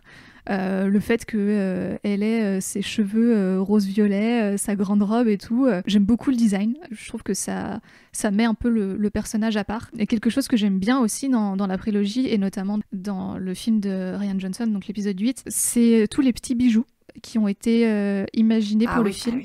Que ce soit le pendentif de Rose et de sa sœur. D'ailleurs, je l'ai acheté à Galaxy's Edge, voilà, j'ai pas pu résister. Ah, on comprend. Ah bah faut pas qu'on envoie Aurélie. Ah non Elle va repartir avec les deux sous le bras, là. C'est clair. Et même tous les bijoux de Leia ou la bague de la résistance que Rose montre au petit gamin à la fin du film. Et je trouve que ça ancre vraiment l'univers dans le réel. Enfin, ça rajoute une couche de détails que j'ai trouvée hyper intelligente et hyper délicate et qui rajoutait aussi beaucoup d'émotions au film. Voilà, j'ai trouvé que cet aspect du design des costumes était très bien fait. D'ailleurs, le film a beaucoup divisé le fandom. Toi, si j'ai bien compris, tu as aimé le dernier Jedi? J'ai beaucoup aimé, ouais. Je pense que c'est mon préféré des 3. J'avais déjà beaucoup aimé le 7. Je suis allée le voir 5 fois au cinéma, je crois. Dont 2 fois le jour de la sortie. Mais du coup, ouais, j'avais beaucoup aimé le 7. Et j'avais bien aimé le travail de Rian Johnson sur son précédent film qui était Looper, que je trouvais un peu mystérieux, un peu inquiétant. Et j'avais hâte de voir ce que ça pouvait donner dans l'univers de Star Wars. Et je trouve que ça fonctionne plutôt pas mal. Pour moi, il livre un des films visuellement les plus intéressants et les plus beaux des 3 derniers, voire même de tous les Star Wars combinés. J'ai beaucoup aimé avec ce twist de milieu de film, avec la mort de Snoke. C'est un opus que j'ai beaucoup apprécié. Et du coup, est-ce que tu t'es retrouvée à, parce que nous c'est notre expérience personnelle, à devoir éventuellement le défendre ou défendre ton goût face à des gens qui n'ont pas apprécié? Oui, forcément, mais bizarrement, je crois que j'ai eu plus à défendre le 7 que le 8. Ah oui. Ouais. Je rappelle qu'à la sortie du 7, c'était débat sur débat sur débat sur non mais c'est qu'un remake tout pourri, c'est pas intéressant et il a fallu le défendre un petit peu. Après, s'il y a des gens qui aiment pas, je suis pas fâchée. Enfin, ils ont le droit de pas être du même avis que moi, donc voilà, ça m'intéresse de donner mes arguments si on me les demande, mais je vais pas non plus chercher à rentrer dans une guéguerre de c'est moi qui ai raison et vous avez tort, donc ça m'intéresse pas trop. C'est une perte d'énergie, hein. Tout à fait. Est-ce que je sais pas justement aussi parce que est-ce que tu fréquentais des gens qui étaient justement fans de l'univers étendu, parce que tu as l'air d'être aussi au courant de l'univers étendu, parce qu'on t'a vu en Marajad. Ouais, alors l'univers étendu, je connais un peu, mais alors je suis vraiment loin d'être une grande spécialiste. On va dire que ma connaissance s'arrête littéralement à Mara Jade, donc voilà, forcément. Mais ouais, je sais pas si c'est forcément des gens qui étaient hyper fans de l'univers étendu. Je pense que c'était quand même beaucoup des gens qui, au contraire, étaient très fan de la trilogie originale et qui trouvait que ça copiait trop et que ça n'apportait rien de nouveau, mais en même temps c'était quand même trop nouveau et pas assez Star Wars. Donc voilà, c'était peu quelque chose. La mauvaise foi quoi. Quand tu nous habites, qu'est-ce que tu veux? Ouais, je pense que mais c'est pas forcément que de la mauvaise foi. Je sais que voilà, c'est des films qui nous tiennent à cœur et que parfois on n'est pas forcément pas toujours très rationnel, on va dire, dans ce qu'on aime. Mais alors ceux-là, ils avaient déjà eu l'occasion de faire leur deuil avec la prélogie, si tu veux, parce que nous, pour le coup, on peut parler avec notre expérience avec Aurélie, puisqu'on n'est pas des enfants de la prélogie, nous, on est plutôt des enfants de la trilogie originelle. Donc c'est vrai que une fois que tu étais déjà passé par là, normalement, tu devrais pouvoir tout accepter derrière. Tout est bon. Ouais, mais là, c'était plus George Lucas qui faisait. C'était Disney. Mon Dieu, mais quelle horreur. Et c'est les mêmes qui ont chassé George Lucas et qui l'ont poussé à vendre son bébé, qui maintenant refuse ce que Disney en fait. C'est quand même incroyable. Enfin, c'est... Ah bah oui, là. Non mais de toute façon, c'est pas, voilà, comme je disais, c'est pas toujours quelque chose qui est dans le rationnel et c'est pas grave. Enfin, je veux dire, s'ils aiment pas ces Star Wars là, ben ils ont qu'à regarder les anciens Star Wars. Oui, bah c'est ce qu'on dit à chaque fois. Le problème, c'est voilà, t'as le droit de pas aimer ou d'aimer quelque chose. Après, t'as pas le droit de venir gâcher le plaisir des autres.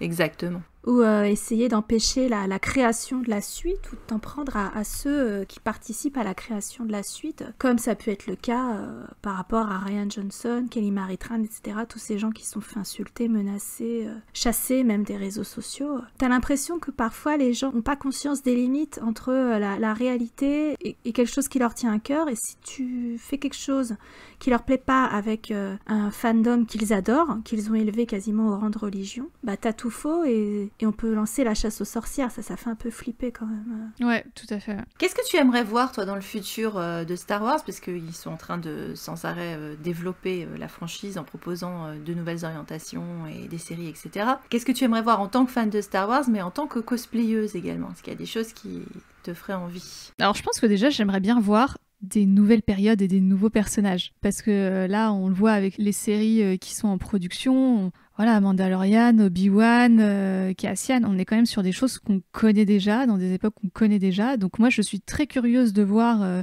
par exemple, ce que la nouvelle trilogie de Rian Johnson, alors, en croisant les doigts pour que ça soit encore toujours en développement et d'actualité. Oui, Ryan, si tu nous écoutes, voilà. Fais un signe pour dire que t'es vivant. Donc ouais, j'ai envie de voir des nouvelles choses en fait. J'ai envie qu'on explore des nouvelles histoires et que on nous montre des nouveaux environnements et justement pour le côté cosplay, des nouveaux costumes quoi. Montrez-moi des choses qui sortent un petit peu de l'ordinaire. Voilà, on est dans Star Wars, on est dans un passé très très lointain à l'autre bout de la galaxie. Enfin, je veux dire, on peut tout se permettre. Donc faites preuve d'originalité et Disney, montrez-nous aussi des personnages queer, s'il vous plaît. Faites un effort. Oui, plus de blagues. Mais je sais pas si t'as remarqué, pour revenir sur les personnages queer et Disney, ils avaient déjà fait quelques tentatives dans Once Upon a Time sur ABC. Et à chaque fois, c'est des couples de filles. T'avais Mulan qui tombait amoureuse de la Belle au bois dormant, ça se faisait pas parce que l'autre était avec son prince Philippe. Et puis finalement, c'est le petit chaperon rouge qui finit avec Guenièvre, ou je sais plus. Enfin, mais à chaque fois, c'est des personnages de lesbiennes, c'est des couples de lesbiennes. Même le petit bisou lesbien qu'on a eu à la fin de l'épisode 9, j'ai l'impression que ça coince beaucoup plus pour mettre en place un couple homo de garçons. Les lesbiennes, ça passe encore, faut que ça reste discret, là, et déjà là, comme ça fait des remous. Mais alors, deux garçons ensemble, c'est... Alors que chez les Asiatiques, j'ai l'impression que c'est le contraire. Ah, le boy love, ouais. Boy love que girl love, voilà, exactement. Il y a des questions très complexes là-dessous, en réalité, mais oui, j'ai l'impression que dans les productions mainstream, ça passe mieux un couple de femmes, ça paraît moins offensif, je pense. Enfin, c'est tristement ancré dans des préjugés qui sont lesbophobes, hein, le fait que deux femmes ensemble, oui, c'est pas vraiment l'amour, mais en même temps c'est quelque chose d'un peu plus doux et c'est un peu inoffensif. Donc voilà, c'est ces préjugés-là qui font que je pense que c'est plus simple pour des méga corporations qui doivent satisfaire la famille américaine tradie de montrer ça. Et après, de ce que j'ai cru en comprendre dans la culture japonaise, en fait, c'est malheureusement pas parce que c'est assez représenté et que effectivement il y a des histoires d'amour entre mecs qui sont assez répandues que c'est plus accepté dans la société. Et que malheureusement on a un peu des phénomènes de fétichisation où en fait ce sont des histoires qui sont à destination des femmes, des jeunes femmes, oui. Mais que ça veut pas dire que l'homosexualité est acceptée dans la société japonaise. Je pense que c'est ça, c'est la question du public, oui, c'est-à-dire que là ce que tu as dit, je pense aussi c'est parce que le couple lesbien est plus facilement accepté pour le public masculin. C'est ce que ma femme est en train de me dire, c'est un fantasme. Ça les fait fantasmer, exactement, parce que ces deux filles ensemble, ça rentre dans le cadre de leur fantasme, deux mecs ensemble, ça les braque dans leur hétérosexualité ou dans leur complexe ou dans leurs angoisses ou dans je ne sais quoi. Et ce que tu as dit avec le fait que peut-être c'était plus pour un public féminin et le public féminin va pas être nécessairement dérangé par du boy love. Ah, c'est essentiellement les filles qui lisent du yaoi, hein. Dans mon expérience, que ce soit les lectrices françaises ou ce qu'on peut voir des chiffres au Japon, ce sont essentiellement les filles qui lisent du yaoi, donc des histoires entre garçons en fait, hein, qui peuvent être assez dark. Parce que t'en as 2 pour le prix d'un. C'est bien. Ça. Et puis le boy love dans les dramas chinois par exemple, c'est toujours fait de façon très très discrète, mais ça existe. Alors que là, le dernier que je viens de regarder, je shippais 2 personnages féminins ensemble, alors en sachant pertinemment qu'il ne se passerait rien, alors qu'on avait un couple ouvertement gay, 2 garçons ensemble. Et ça passait. Mais on est toujours quand même tributaire du regard masculin, surtout en Occident, quand il pense, par rapport à l'Orient. On essaie quand même de plaire au regard masculin en mettant... oui, si on doit mettre un couple queer, on va mettre 2 nanas.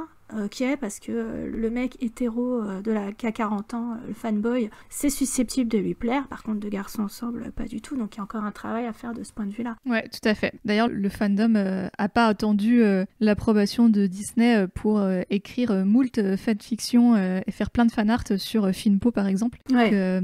C'est un petit peu c'est le seul truc qui console un peu, c'est de voir que c'est une autre manière de consommer et d'imaginer nos histoires. Mais ça montre aussi le fait qu'une partie du fandom, en tout cas, attend ces histoires-là, et j'espère que Disney saura s'en emparer. Ah oui, ça montre que les gens ont beaucoup plus d'imagination que certains scénaristes d'Hollywood, et ça c'est sûr. Ou de courage, peut-être, parce qu'il n'y a pas d'enjeu financier pour les fans. Oui. Disney, s'ils avaient été plus courageux dans le 9, ils nous auraient soit laissé Finn avec Rose et laissé Ben en vie, soit ils seraient partis en full Storm Pilot. Là, ça aurait été vraiment un message très très fort sur non, on a des questions morales aussi à défendre. Il faut faire avancer la société. Ça passe par le cinéma, ça passe par l'art. Mais c'est là que tu as le clash entre une grosse société d'actionnaires et aussi une société qui a vocation à créer des histoires. Pas seulement ça, c'est que ça aurait été plus difficile pour les censures dans certains pays de couper toutes les scènes entre Storm Pilot, quoi. Ah là, ils pouvaient renoncer à certains marchés dans les Émirats, en Asie, à Singapour. Là, c'était foutu, hein, c'est sûr. Et même, je veux dire, sans accuser les marchés étrangers, même sur le marché américain, hein, faut pas se voiler la face. Ils ont des associations de parents catholiques, etc., qui sont quand même très présents, qui ont beaucoup de pouvoir d'influence et qui font aussi vachement barrière pour que ces thématiques-là soient abordées dans des films. Hein. Typiquement, c'était eux qui s'étaient insurgés contre le couple Mulan-Aurore dans Once Upon a Time. Ce qui fait que pendant un moment, ABC avait rétro-pédalé pour finalement proposer un autre couple lesbien dans les dernières saisons. Mais Attends, tu t'en demandais beaucoup quand même. T'avais un couple biculturel, biracial et en plus lesbien, ça faisait quand même beaucoup. Le cahier des charges était chargé là. Clairement, ouais, c'est clair. Faut y aller petit à petit. Attends. Mais c'est dommage parce que t'as l'impression que c'est autant d'occasions manquées. Une grosse franchise qui a une visibilité pareille pourrait faire tellement de bien sur le long terme. Mais encore une fois, il faut réfléchir sur le long terme, tu vois. Bah oui, non, mais je suis d'accord. d'accord. Ça reste compliqué. Pour moi, c'était vraiment, comme tu disais, une occasion manquée de la part de Disney, quoi. Enfin, si on revient à la trilogie originelle, le personnage de Princesse Leia, par exemple, à l'époque, c'était assez révolutionnaire hein, d'avoir ce genre de personnage féminin hyper fort, hyper présent. Et du coup, Star Wars, c'est aussi des films qui font la culture et qui sont aussi le reflet d'une culture actuelle. Oui. Et je trouve ça vraiment hyper dommage, quoi, qu'ils soient passés à côté de ça alors qu'on leur servait sur un plateau d'argent un super couple avec 2 personnages que tout le monde aimait bien et des acteurs en plus qui étaient partants pour jouer ce rôle-là. Je sais pas si John Boyega s'était prononcé là-dessus parce que Oscar Isaac, il l'avait joué en mode Love to Love dans l'épisode 7, mais est-ce que c'est pas les mêmes topos que pour Ben-Hur où Charlton Heston était absolument pas au courant que Messala est amoureux de son perso ou Il me semble qu'il y avait des gens qui rapportaient des interviews où ils disaient que c'était pas un problème, quoi. Et sachant que les acteurs sont assez proches, j'ose espérer qu'ils en ont parlé entre eux à un moment donné sur le tournage quand même. Sinon ça aurait été vraiment très bizarre. Oscar était le plus ouvert là-dessus, mais je pense que John aurait été partant aussi. On va peut-être s'orienter vers tes projets plus ou moins immédiats. Est-ce que tu as un cosplay fantasme, tu vois, quelque chose que tu rêves de faire, que t'as pas encore fait, dans ton viseur? Qu'est-ce que tu aurais comme cosplay idéal? Alors c'est une bonne question, parce que quand je me suis lancée dans le cosplay, j'avais un gros cosplay de rêve qui était de faire la robe d'Anastasia dans le film éponyme et que j'ai réalisé. Et depuis, j'erre sans but dans les plaines du cosplay.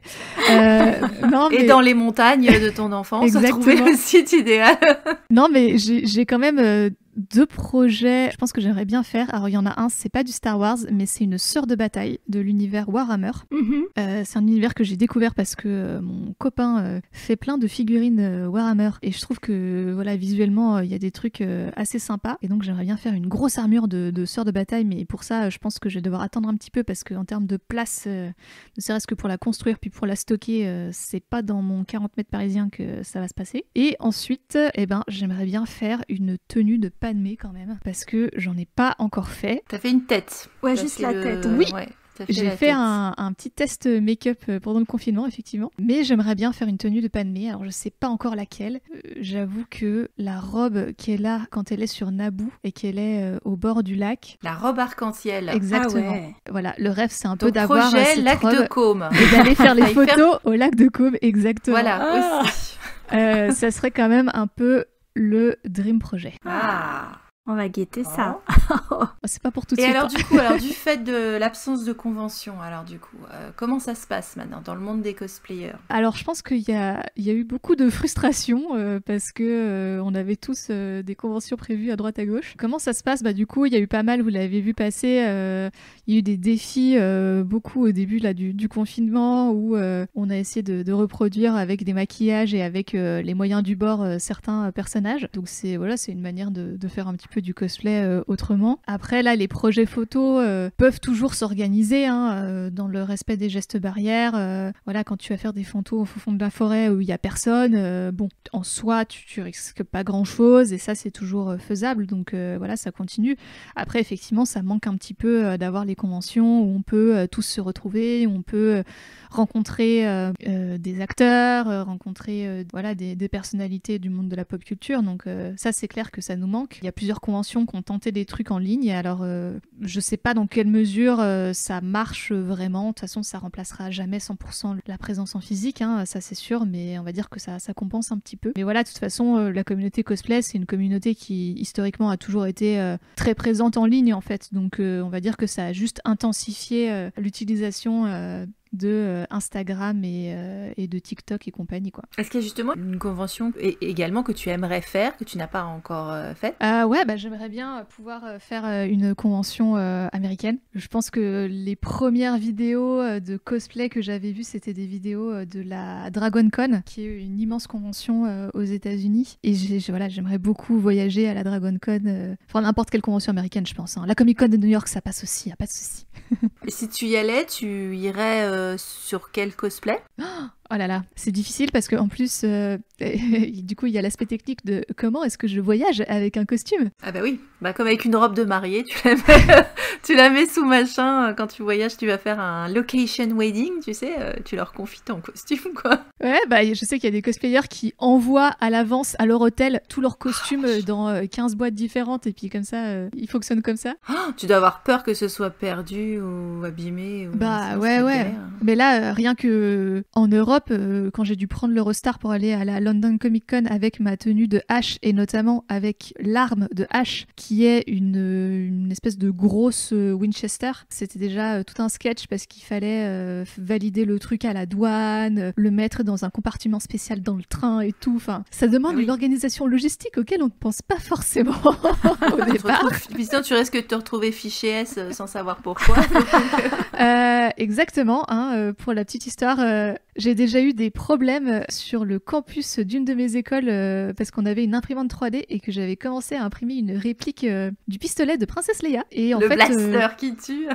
Ce pistolet est quand même basé sur un pistolet réel de notre monde. Donc quand tu vois des parties imprimées en 3D de juste ça et que tu sais pas ce que c'est, tu peux prendre un petit peu peur. Donc j'ai été convoquée par mon directeur de master parce qu'il y avait des flics en civil qui patrouillaient dans l'école parce que c'était pile au moment des attentats qu'il y avait eu, etc. Donc alerte pirate maximum, tout ce que vous voulez. Qui m'a dit meuf, t'arrêtes tes conneries, tu remballes tes petits trucs de cosplay là et puis t'arrêtes d'imprimer tes flingues. Même arrivé avec les choubidous, ça les a pas convaincus, tu sais. Donc voilà, j'ai pas eu plus d'emmerdes que ça parce qu'ils ont compris que c'était un truc de costume, mais on m'a dit bon ma cocotte t'es mignonne mais t'arrêtes tes conneries là. Donc, Remballe ta pelle et ton seau. Le timing était pas terrible hein, à la décharge. Bon alors, l'aspect logistique mis à part, donc du coup, quel costume tu choisirais? Eh bah du coup, bonne question.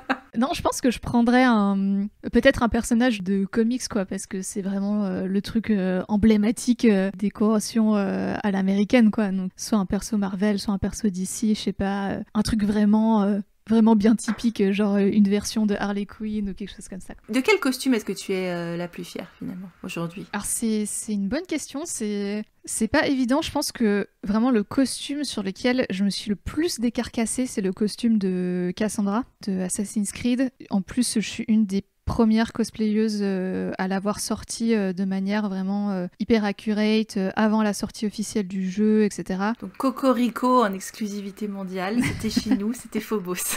Voilà.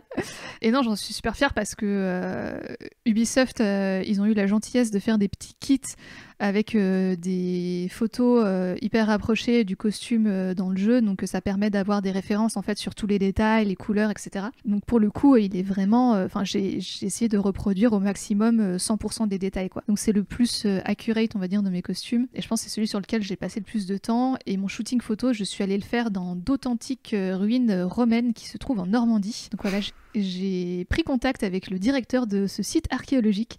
Je lui ai expliqué mon projet sans trop y croire et il m'a laissé venir prendre des photos. Donc c'était très marrant. Il y avait un bus de retraités en visite qui comprenait pas trop ce que je foutais là, mais ça leur a animé toute leur visite. Donc voilà, non, je pense que c'est ce projet dont je suis le plus fière aujourd'hui. Est-ce que t'as fini le jeu? Alors non, pas du tout. Je l'ai commencé, mais je l'ai pas fini.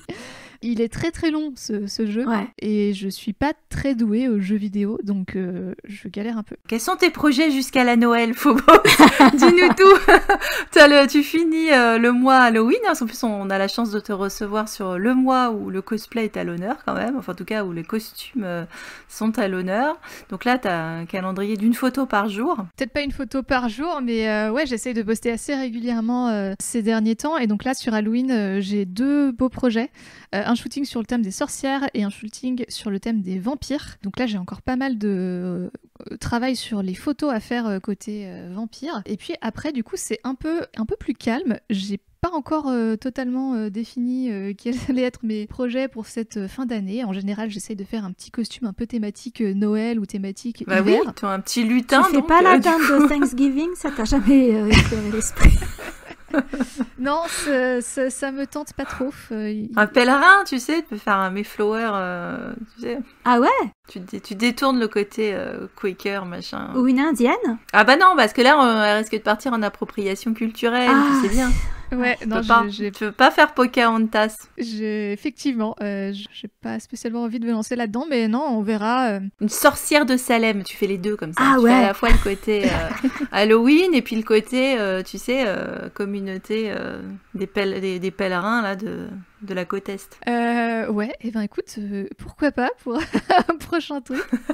Mais non, là, je réfléchis un petit peu est-ce que je vais vouloir faire, est-ce que je me relance en dans vampire, Star Wars, c'est top secret ou t'es partie sur quel vampire t'es partie sur quel parce qu'il y en a du vampire. Ouais, non, c'est pas du tout alors c'est pas un personnage en particulier, tout comme mes shootings des sorcières, là c'est plus ma propre interprétation, et donc l'idée c'était d'avoir un vampire un petit peu c'est un peu le côté glamour des vampires, façon un peu entretien avec un vampire un petit peu plus moderne. Ah oui, quoi, je me te demandais si t'étais partais plus ça sur du vampire victorien ou du vampire gothique ou du vampire... c'est vrai qu'il y a le choix. Hein. Un peu entre les deux, mais c'est le vampire un peu glamour, un peu sexy. C'est pas le Nosferatu des débuts.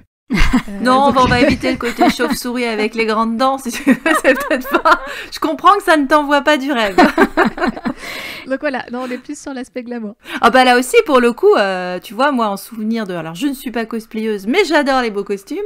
Et c'est vrai que, tu vois, moi, je suis encore éblouie du Coppola. Je me suis jamais remise du Dracula de Coppola en termes de costumes. Moi. Ah.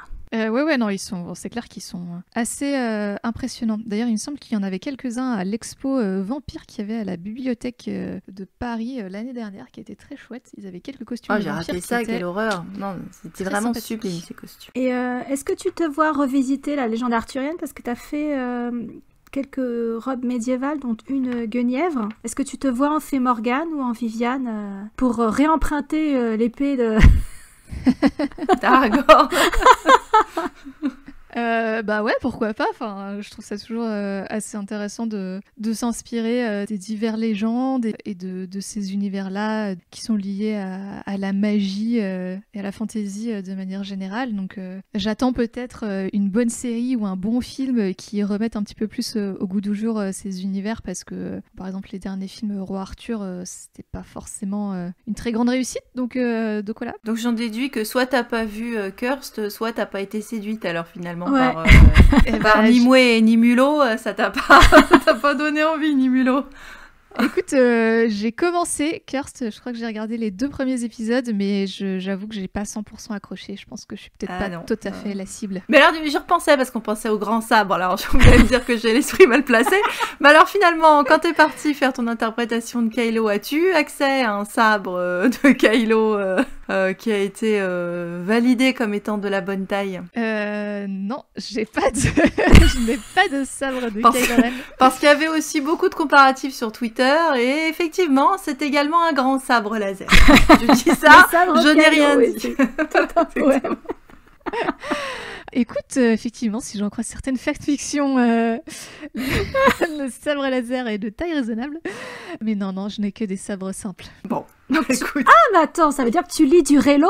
Mais oui, elle en lit. Je lis un petit peu de tout, hein. Je trouve ça hyper marrant. Les fanfics, hein, je trouve ça hyper drôle. C'est hyper intéressant d'avoir, sachant que c'est des écrits qui sont généralement écrits par des nanas, c'est hyper marrant d'avoir ce point de vue-là et d'avoir ce female gaze justement qui change un petit peu de ce qu'on a. Bah, ouais, ça rejoint ce qu'on avait pu discuter avec une autrice justement de fanfic l'année dernière et notre ressenti aussi lecture de fanfic. Ouais, mais comme quoi tu vois, les filles elles sont bien là, hein. Ah ouais, tout se rejoint, le fan art, le cosplay, la fanfic. Bah ouais, c'est des domaines du fandom où les femmes sont assez actives. Mais ce qui est marrant, c'est que tu vois, par exemple, ça me fait marrer de lire des fanfics Reylo, mais j'ai été déçue que dans les films, ça se finisse comme ça, quoi. Ah, bienvenue au club. Tu espérais donc quoi donc? Livre-nous tes impressions brutes. Tu t'attendais à quoi dans le 9? Ah non, mais je pensais que justement qu'ils allaient pas spécialement finir ensemble, tu vois. Ah, Pourquoi pas un team-up pour défaire Hux, qui aurait été le vrai grand méchant du dernier épisode, mais pas forcément finir en couple. Ah, pour toi ça restait du ship et pas forcément du canon. Ouais, tout à fait. Ce qui est intéressant, c'est que tu voyais Hux en grand méchant. On a l'épisode sur Hux qui sera sorti à cette date, Claire, hein. Oui. J'ai été assez déçue de ce qu'ils ont fait de son personnage dans l'épisode 9. Enfin, ils l'ont transformé en... Je sais pas, je trouve qu'ils l'ont vraiment relégué à l'arrière-plan, alors que ça aurait pu être hyper intéressant justement de se dire c'est pas une ancienne menace qui revient sous la forme de vieux croutons qu'on ressuscite, mais au contraire, c'est des petits jeunes en fait qui perpétuent certaines idées extrêmes et que c'est eux en fait la vraie menace, quoi. Mais parce que toutes les transformations ne sont pas aussi réussies que dans l'univers du cosplay, en fait. Peut-être. Est-ce que tu as quelque chose que tu souhaiterais ajouter, Phobos? Le cosplay, c'est bien, et lancez-vous. Et n'hésitez pas, je connaissais rien à la couture et rien au crafting, et pourtant, j'ai réussi à bricoler des trucs, et c'est en faisant qu'on s'améliore, donc voilà, faut pas hésiter à se lancer. Eh ben c'est parfait, parce que c'est justement la question que j'aurais aimé te poser, c'était si tu avais des conseils à donner à ceux ou celles qui voudraient se lancer dans le cosplay et qui n'osent pas, qu'est-ce que tu leur dirais? Donc voilà, tu leur dis oser, quoi, en fait. Bah ouais, choisissez un personnage que vous aimez bien, alors essayez de pas vous compliquer la vie et de pas prendre un costume hyper complexe dès le départ. Allez-y tranquillou, à votre rythme, et voilà, amusez-vous, c'est l'essentiel. C'est un bon mot de la fin, on va laisser le mot de la fin là-dessus. Donc Phobos, merci encore d'avoir accepté notre invitation, ça a été un plaisir de te recevoir. Tu reviens quand tu veux. Eh ben merci à vous, en tout cas c'était un plaisir de discuter de tout ça avec vous. Et puis on espère pouvoir un jour te croiser en chair et en os et en cosplay dans une convention. Ah oui. Eh ben de même, en espérant que tout ça finisse vite. Et donc pour nos auditeurs, écoutez, on espère que l'interview vous a plu. N'hésitez pas à réagir dans les commentaires et on vous dit à très bientôt. Et tout ça à vos machines à coudre et à vos photos. À très bientôt. À bientôt.